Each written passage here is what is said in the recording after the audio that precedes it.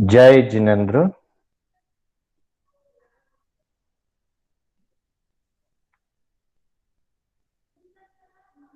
मोक्ष मार्गस्य नेतारम् भेतारम् कर्म भूभृता ज्ञातारम् विश्वतत्त्वानां वन्दे तद्गुणलब्धये वन्दे तद्गुणलब्धये।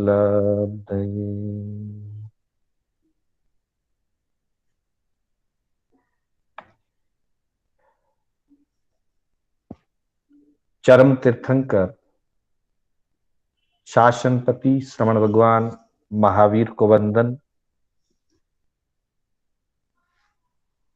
प्रभु महावीर की परंपरा में विचरण करने वाले परम उपकारी समस्त चारित्र आत्माओं को वंदन।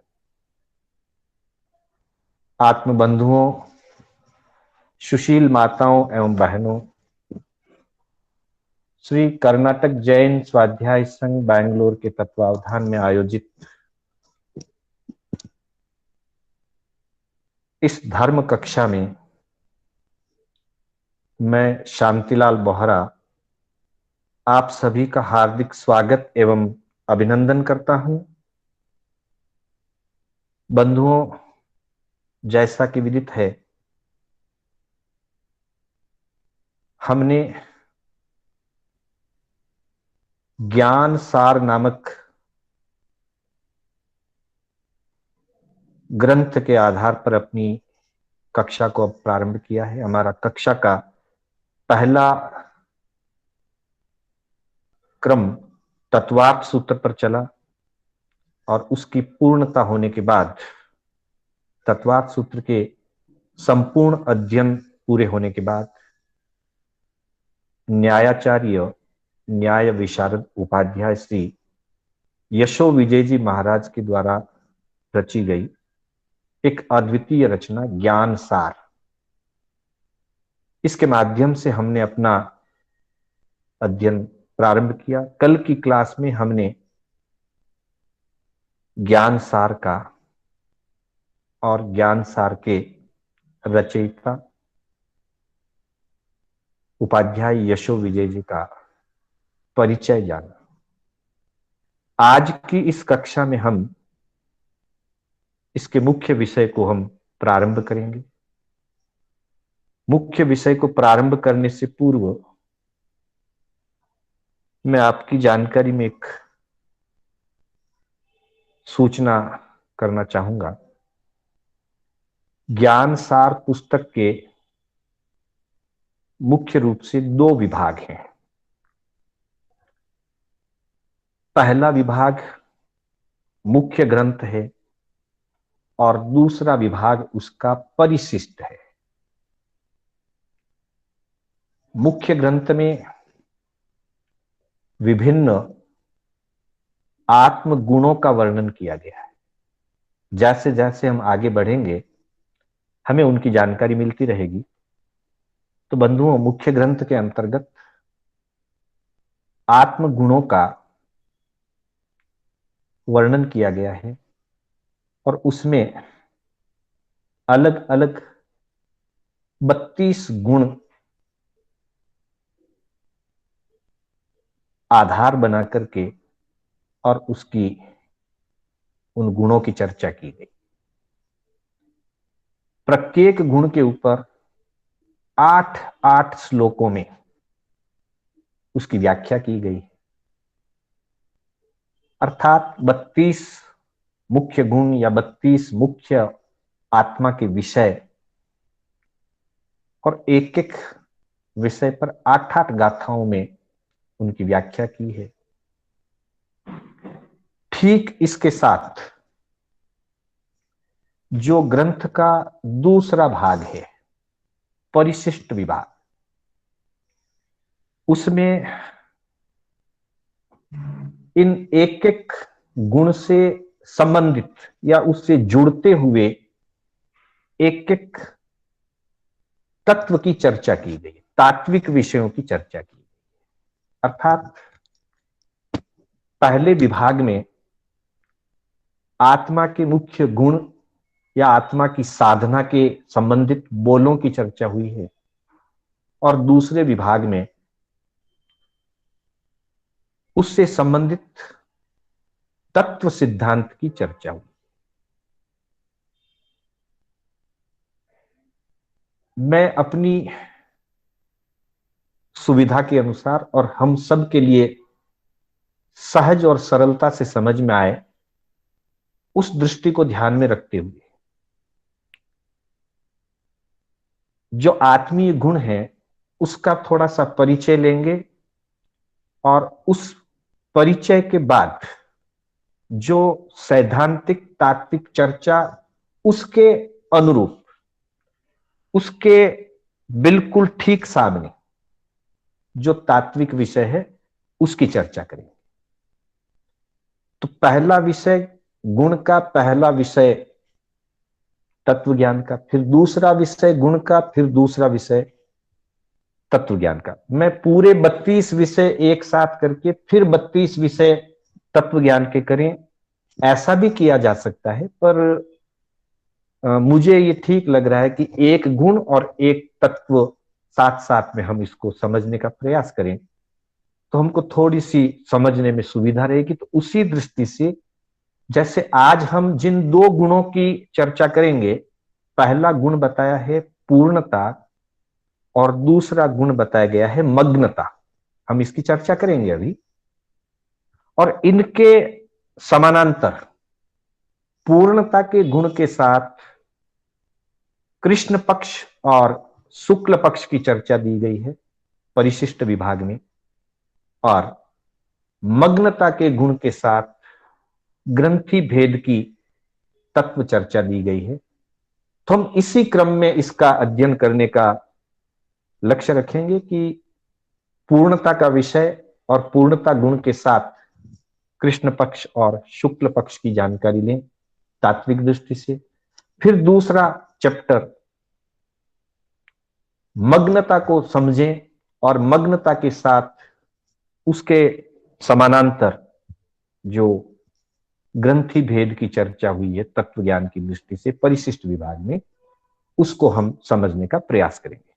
तो सबसे पहले हम आज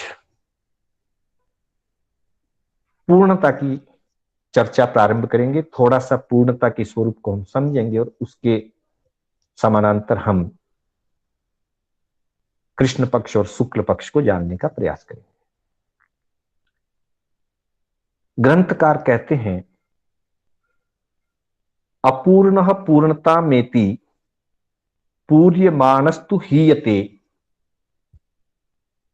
पूर्णानंद स्वभावोयम जगदद्भुतदायकः। ये पहले विषय की छठी कड़ी है। वैसे 8-8 कड़ियां मैंने निवेदन किया आपको, एक एक विषय पर 8-8 कड़ियां हैं। मैं उसमें से कभी एक कभी दो कड़ी को विषय का आधार बना करके हम उसकी चर्चा करें। तो कहा गया कि अपूर्णतः अपूर्ण पूर्णता मेति और पूर्यमानस्तु हीयते पूर्णानंद स्वभावोयम जगदद्भुतदायकः। पूर्णता जीव का स्वभाव है, आत्मा पूर्ण है। गुरुजी इस संदर्भ में एक उदाहरण सुनाया करते थे कक्षा में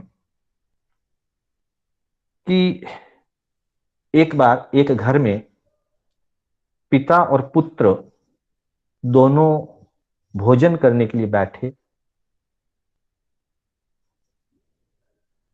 मां ने भोजन परोस के दिया, अपने पति को भी परोसा और अपने पुत्र को भी परोसा। साधारण भोजन के साथ घर में लड्डू भी बने थे। तो मां ने अपने पति की थाली में भी और पुत्र की थाली में भी लड्डू परोसा। लड्डू का आकार बड़ा था, तो श्रीमान जी की थाली में पूरा लड्डू रखा, बच्चे की थाली में आधा लड्डू रखा। जैसे ही बच्चे ने ये देखा कि मेरी थाली में आधा लड्डू है, वो नाराज हो गया। वो बच्चा कहने लगा कि पिताजी को पूरा लड्डू, तो मुझे टूटा हुआ लड्डू क्यों? मुझे भी अखंड लड्डू चाहिए, आखा पूरा लड्डू चाहिए।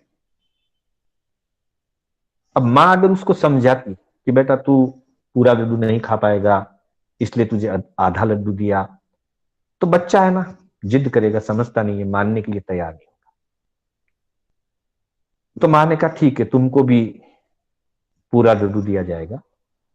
उसने वो आधा लड्डू थाली से वापस ले लिया। अभी भोजन करना शुरू नहीं हुआ था, जूठा नहीं हुआ था। मां ने वो लड्डू वापस ले लिया, अंदर गई और वापस पूरा लड्डू लेकर के आई और थाली में परोस दिया। मां समझदार थी, उसने आधे लड्डू को ही वापस बिखेर करके और छोटे लड्डू के रूप में सान दिया। पहले बड़ा लड्डू का आधा पीस था, बच्चा पसंद नहीं कर रहा था, तो मां समझदार थी, मां उस आधे लड्डू को लेकर के गई और उस आधे लड्डू को वापस चूर करके, वापस उसको बिखेर करके और छोटा सा गोल मटोल लड्डू बना दिया और ला करके बच्चे की थाली में रख दिया। और बच्चे को लड्डू पूरा मिल गया। उसने पूछा मुझे छोटा क्यों? तो बड़े को बड़ा लड्डू, छोटे को छोटा लड्डू।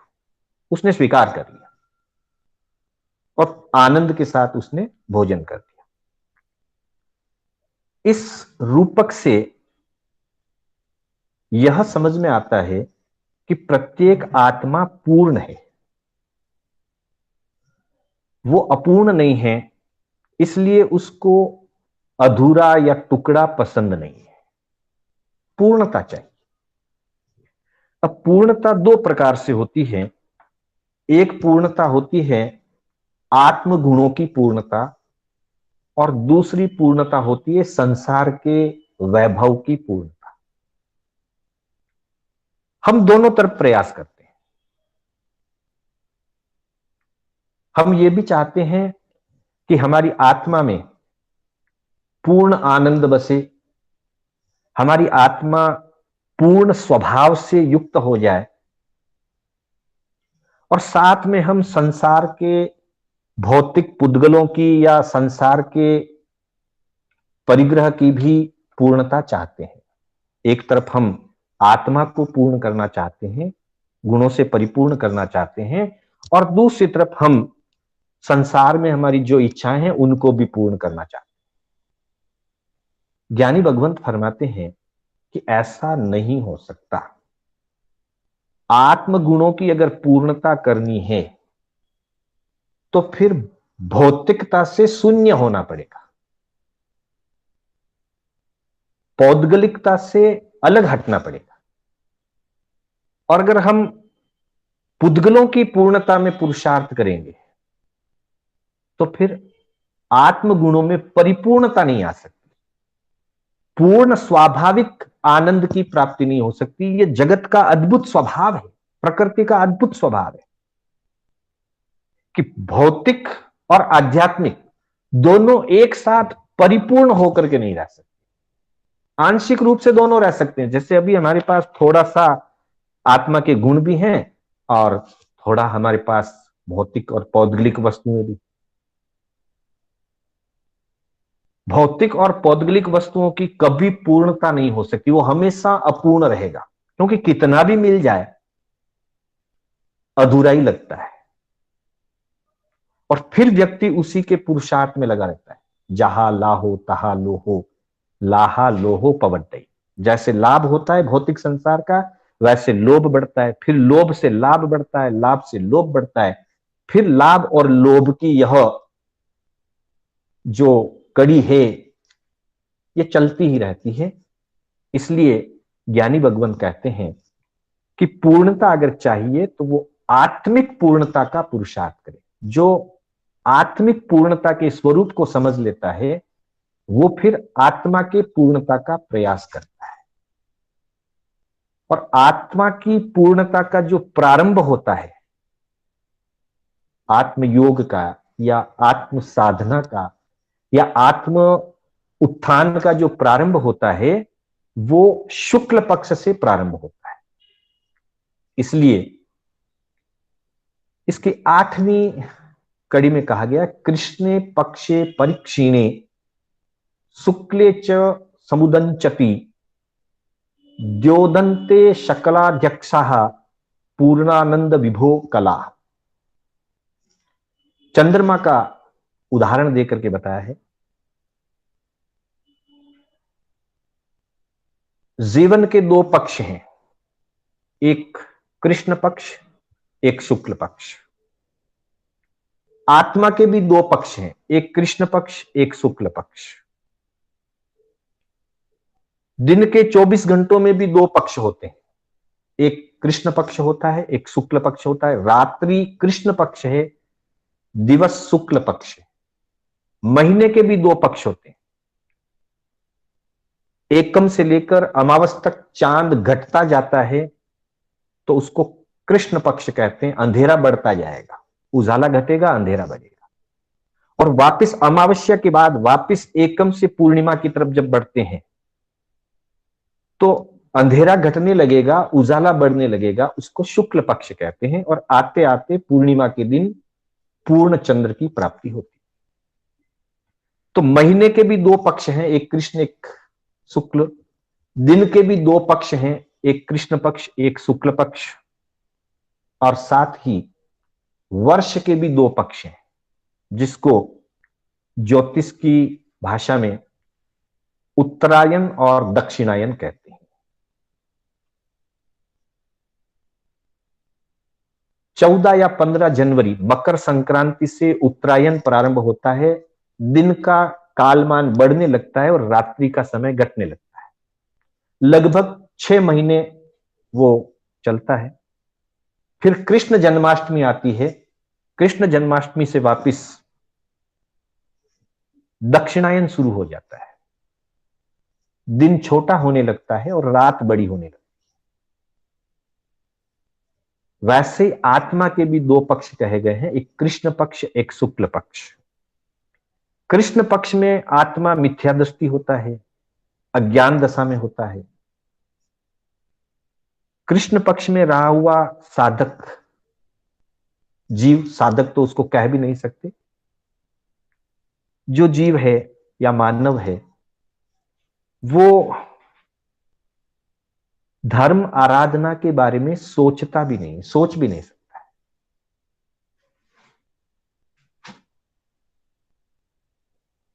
अथवा कभी वो आराधना या क्रिया करेगा भी तो वह क्रिया उसकी द्रव्य क्रिया होगी, द्रव्य चारित्र होगा। भाव की अपेक्षा से, सम्यक्त्व की अपेक्षा से उसकी कोई धर्म क्रिया कृष्ण पक्ष के जीव की होती नहीं। अब कृष्ण पक्ष क्या है और शुक्ल पक्ष क्या है, व्यवहार जगत में तो हम समझ लेते हैं कि चंद्रमा जब बढ़ता है तो शुक्ल पक्ष है और चंद्रमा जब घटता है तो कृष्ण पक्ष है। रात्रि है तो कृष्ण पक्ष है और दिवस है तो शुक्ल पक्ष। पर जीव के लिए कृष्ण पक्ष और शुक्ल पक्ष किसको कहें, तो जीवाभिगम सूत्र की टीका में बताया गया है कि ये जो जीव है, यह जीवा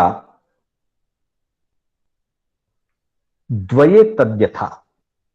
इस जीव के 2 रूप हैं, 2 पक्ष हैं। यह द्वये जीवा तद्यथा कृष्ण पाक्षिका शुक्ल पाक्षिका। कृष्ण पाक्षिका शुक्ल पाक्षिकाश्च यत्र येषाम किंचनार्धम पुद्गल परावर्तः संसारस्ते शुक्ल पाक्षिका इतरे दीर्घ संसार भाजिनः कृष्ण पाक्षिका। जीव के दो पक्ष हैं। ये पक्ष काल की अपेक्षा से ही है, इसलिए काल वाला ही उदाहरण इसमें प्रस्तुत किया गया है।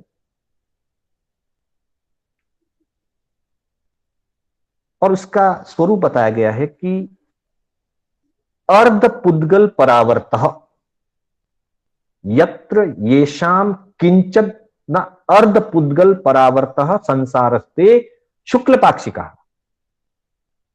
जिस समय जीव का ज्ञानियों के ज्ञान में प्रत्येक जीव के मोक्ष जाने का समय निर्धारित है, केवल ज्ञानियों को हम सब का किस जीव का मोक्ष कब होगा, किस क्षण होगा, कहां से होगा, किस स्वरूप से होगा, केवल ज्ञानी भगवंतों को पूरी जानकारी है।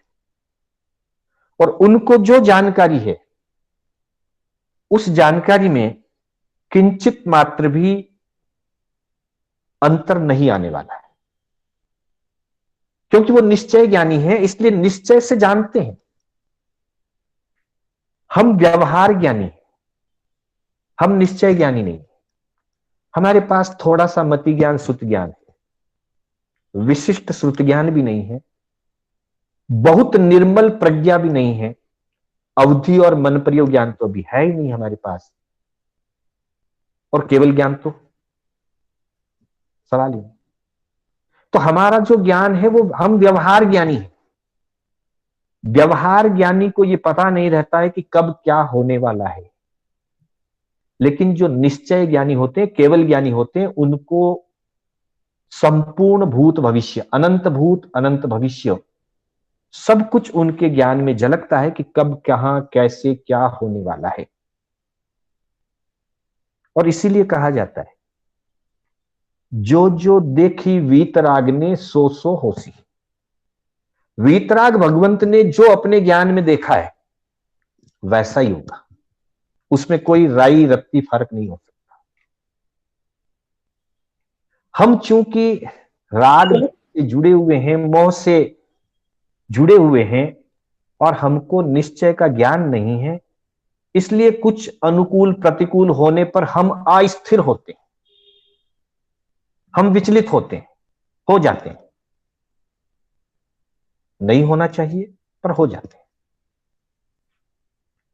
तो ज्ञानियों के ज्ञान में यह निर्धारित है कि कौन से जीव का मोक्ष किस समय विशेष में होगा। और जीव अनादिकाल से संसार में परिभ्रमण करता हुआ आ रहा है। आज तक मैंने, आपने, हम सब ने अनंत अनंत जन्म मरण कर लिए हैं। अनंती बार हम नरक में गए हैं, तिर्यंच में गए हैं, मनुष्य गति को प्राप्त किया है, देव गति को प्राप्त किया है, अनंती बार किया।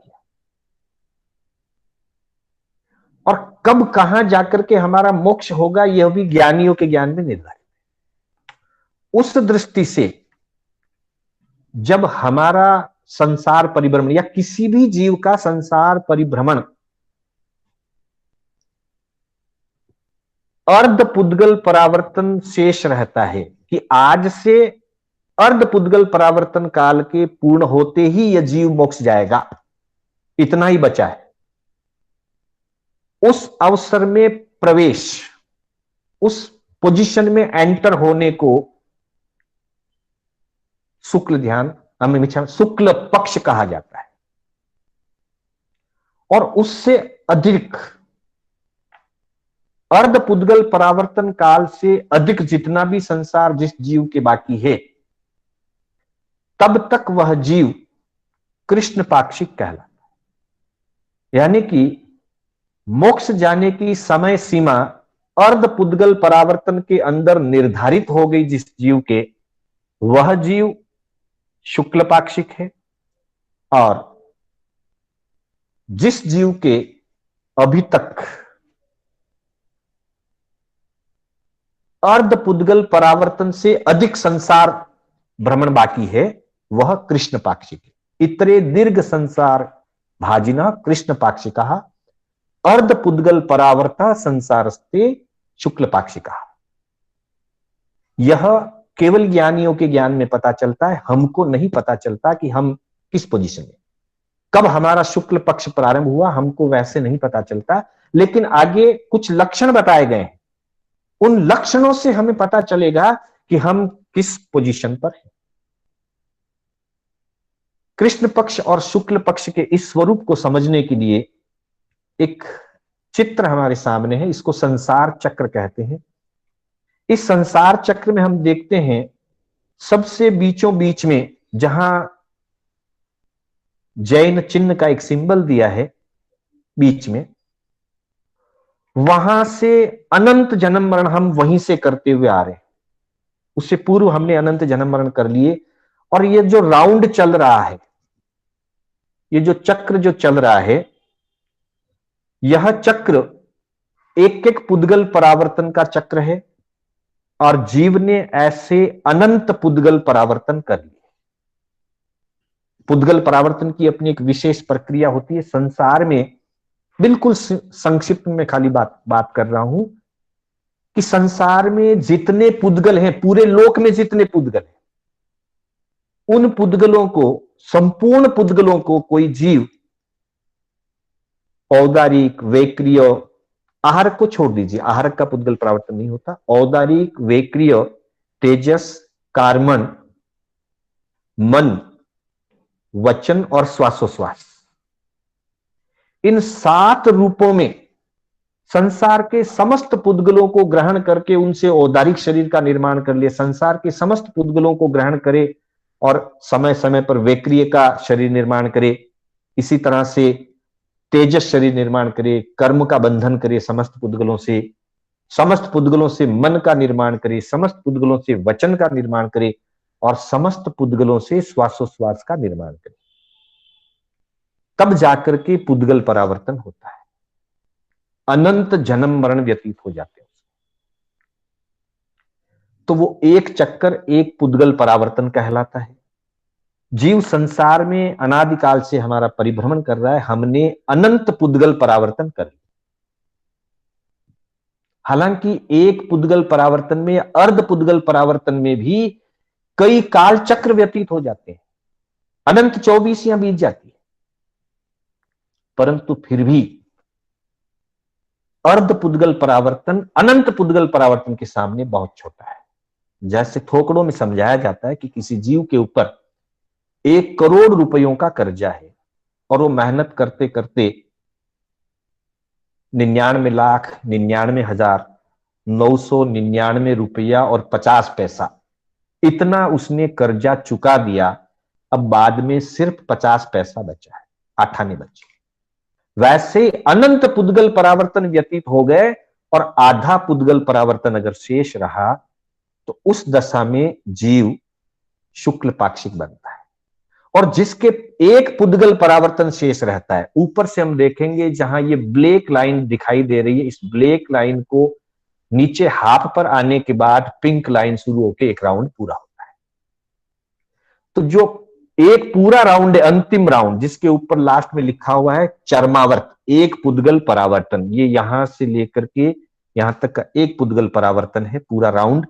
उस राउंड में जब हाफ और पूरा हो जाता है, इतने जन्म मरण और व्यतीत हो जाते हैं, और जन्म मरण व्यतीत होते होते जब लास्ट आधा राउंड शेष बचता है, हमारे चित्र के सामने जब हम देख रहे हैं तो हमारे राइट हैंड साइड का जो पिंक कलर की आधी राउंड लाइन है, जहां लिखा है अर्ध पुद्गल या देशोन अर्ध पुद्गल परावर्तन काल, वो देशोन अर्ध पुद्गल परावर्तन काल जो है वो शुक्ल पक्ष का काल है।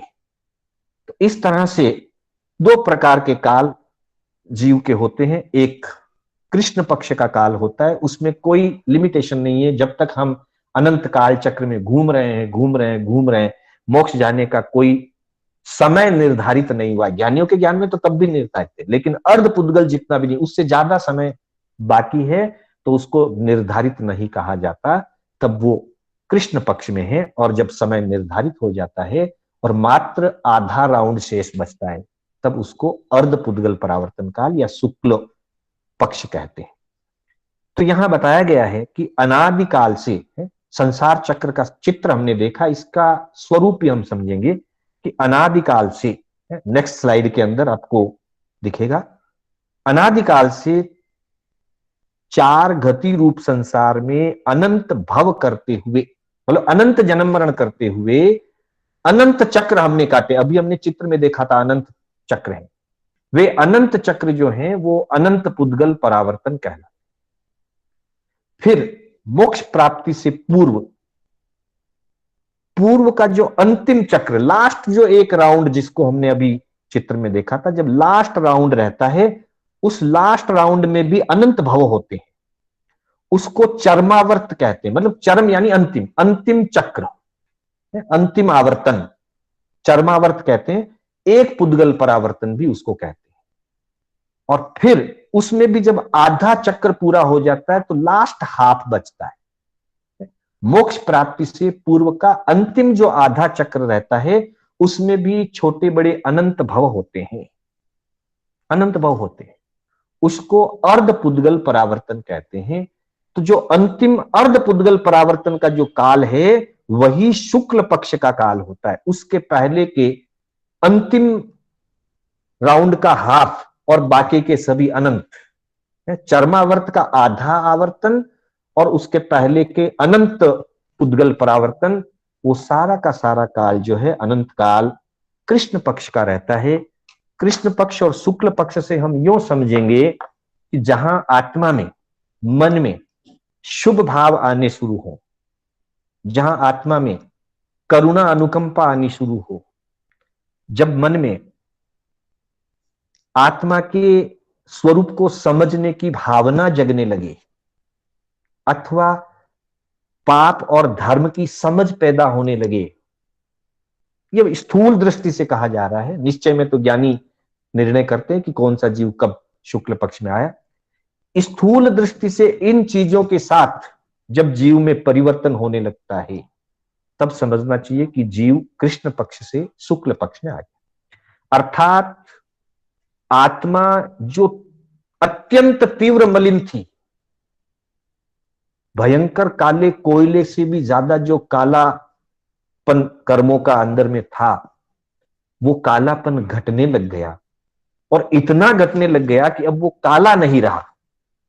कर्म अभी भी हैं, शुभ कर्म का भी उदय है, अशुभ कर्म का भी उदय है, लेकिन उसकी गाढ़ता कमजोर हो गई, उसका गाढ़ कालापन घट गया और उजला जैसे हो गया।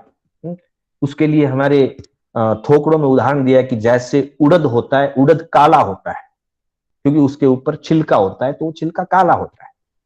जब वो उड़द का छिलका निकल जाता है और उड़द का मोगर बन जाता है, तब वो उजला हो जाता है क्योंकि काला छिलका निकल गया। ठीक वैसे ही हमारी आत्मा के ऊपर बंधे हुए भयंकर गाढ़ कर्म जो है, वे स्वभावतः धीरे धीरे धीरे धीरे अकाम निर्जरा करते करते, दुख कष्ट भोगते भोगते, जब उन कर्मों की कालिक काफी हद तक कम हो जाती है और उतनी कठोर कालिमा नहीं रह करके उजलापन प्रारंभ होने लगता है, तो मन के परिणामों में भी शुभता, शुभ्रता, उज्जवलता आने लगती है। वो अवस्था समझने की दृष्टि से शुक्ल पक्ष की अवस्था कहलाई जाती है। अब वो कैसी होती है आत्मा, तो उसके लिए बताया गया है, आचार्य हरिभद्र सूरी जी का एक ग्रंथ है योग दृष्टि समुच्चय, जिसमें 14 गुणस्थानों को 8 दृष्टियों के माध्यम से, 8 जैसे योग के 8 योगांग होते हैं, अष्टांग योग होता है, उसी व्यवस्था को सामने रख करके उस ग्रंथ में 8 लेवल बताए हैं आत्मा के। तो उसी ग्रंथ की ये गाथा है, योग दृष्टि समुच्चय की 32वीं गाथा, जिसमें जो महात्मा शुक्ल पक्षी बनता है, जो महात्मा भद्र मूर्ति बन जाता है, भद्रीक बन जाता है, मतलब स्वभाव से वो फिर भद्रीक बन जाता है, इसलिए उसे भद्र मूर्ति महात्मा कहा गया है। उनके लिए 3 गुणों की बात कही। सबसे पहला है अत्यंत करुणा, दूसरा है गुणानुराग, और तीसरा है सर्वत्र औचित्य पालन। जब ये 3 गुण जीव के अंदर दृढ़ता से आ जाते हैं, तब जीव शुक्ल पाक्षिक बनता है। भद्र मूर्ति उसको कहा गया है। गाथा में कहा है, दुखितेषु दयात्यंत मद्वेषो गुणवत्सु च औचित्या सेवनम चैव सर्वत्रैवा विशेषतः।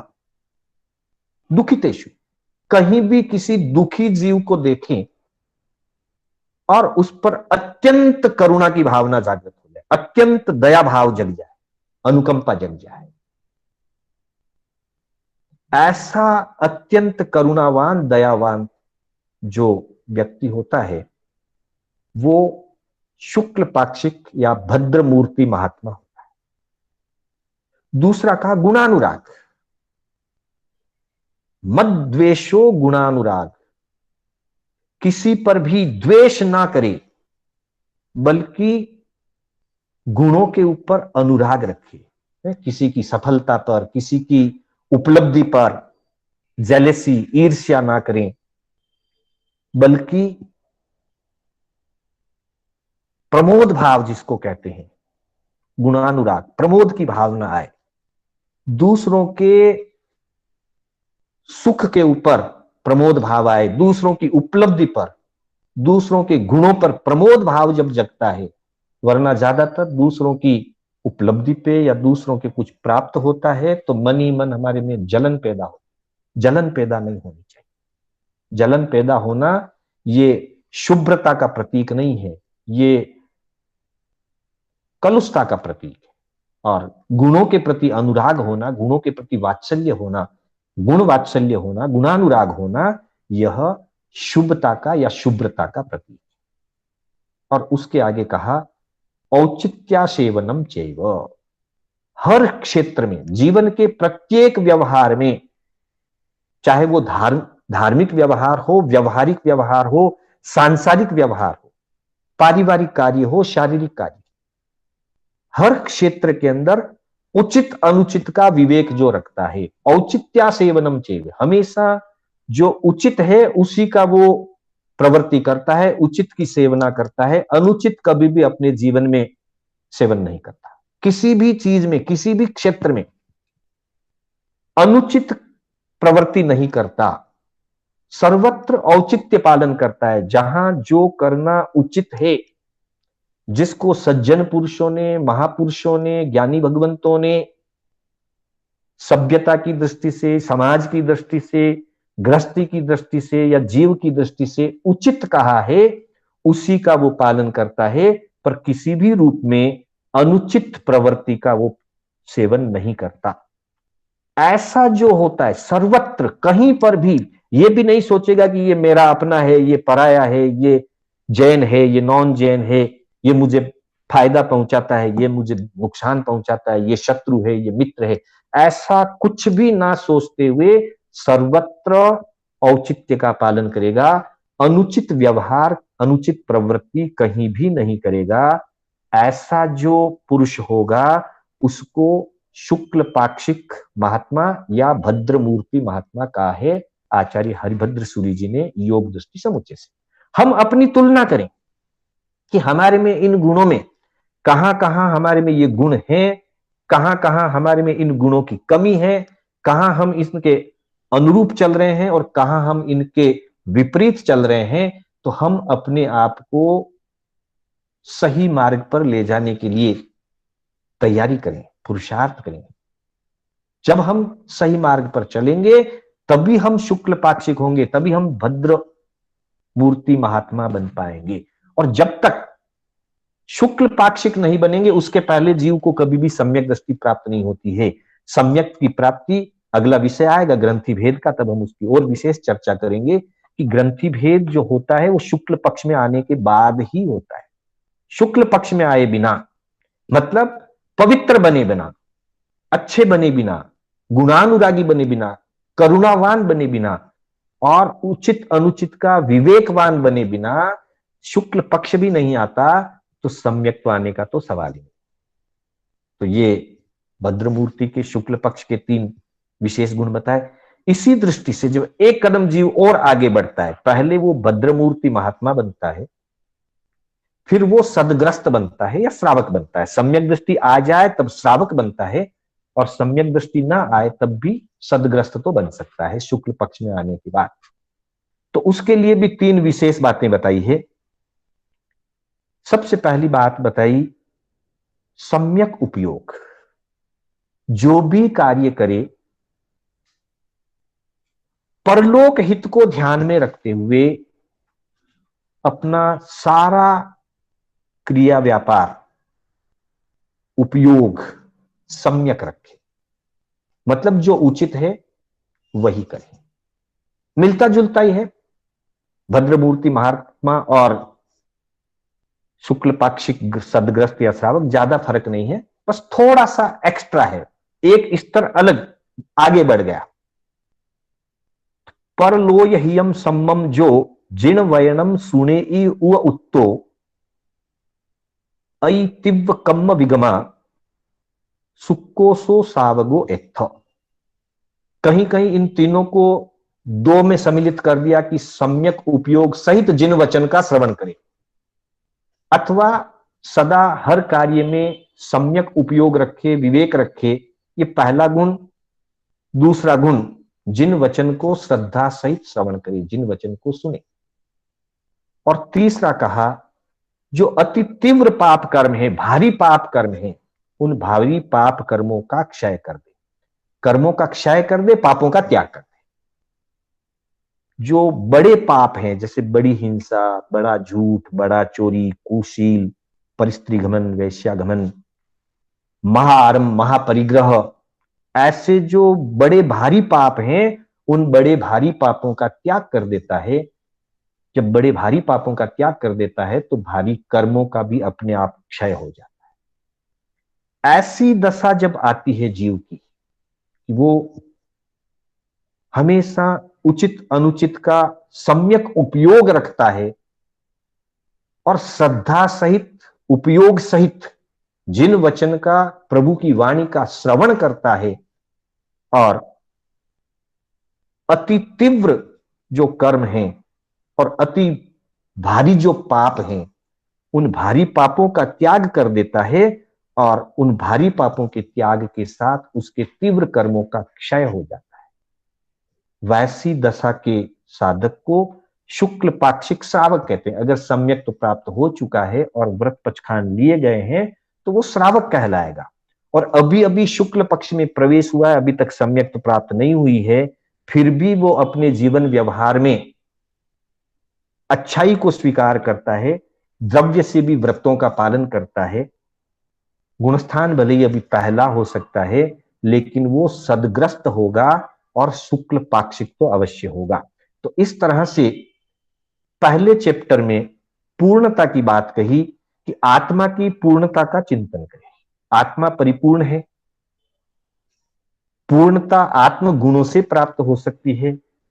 भौतिक पुद्गलों में कभी पूर्णता प्राप्त नहीं होगी, बल्कि जितना जितना भौतिक पुद्गलों में पूर्णता का प्रयास किया जाएगा, उतना उतना आत्मा आत्म गुणों से और खाली होता जाएगा। और जिसको आत्म गुणों में विकास करना है, वह पौद्गलिक सुखों से अपनी दृष्टि को बदले।